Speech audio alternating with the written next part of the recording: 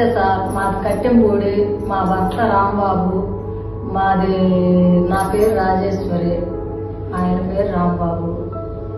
మేము చాలా సార్లు తిరిగామండి. మేము కిమ్స్కి వెళ్ళాము. ఏమైందంటే గుంటూరులోనే ఎంజే గ్రామ్ చేశారండి. ఆ ఎంజే గ్రాము తేడా చేసి అది నరానికి పొడిచారు. ఆ నరానికి పొడిచిన దానికి ఇన్ఫెక్షన్ వచ్చి మేము అపోలోకి వెళ్ళి స్టెంట్ వేయించాము. వేపిస్తే వాళ్ళు ఇన్ఫెక్షన్లో వేసి ఫెయిల్ చేసేసారు. కిమ్స్లోనేమో స్టెంట్ వేయించాం, హైదరాబాద్ కిమ్స్లో.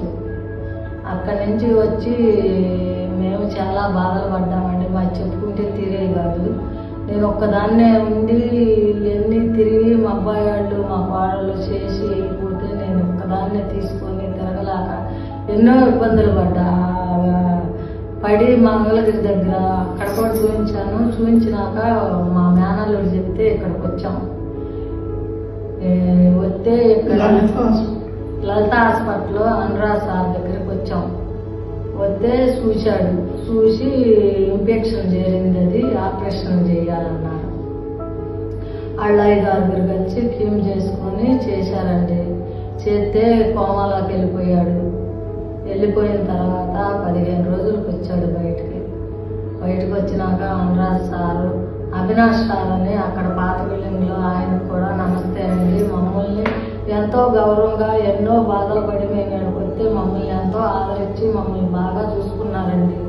దీని గురించి మాత్రం నేను ఎన్ని కష్టాలు పడినా కానీ అనురాజ్ సారు మొన్న కూడా బాగోక మేము అక్కడ మామూలు మందులకు వస్తే రక్తం తగ్గిపోతుందని మళ్ళీ ఇక్కడికి వచ్చి అక్కడ కానొచ్చి నన్ను ఏమొద్దురమ్మా ఇక్కడ తీసుకెళ్తానని ఈ హాస్పిటల్కి తీసుకొచ్చాను.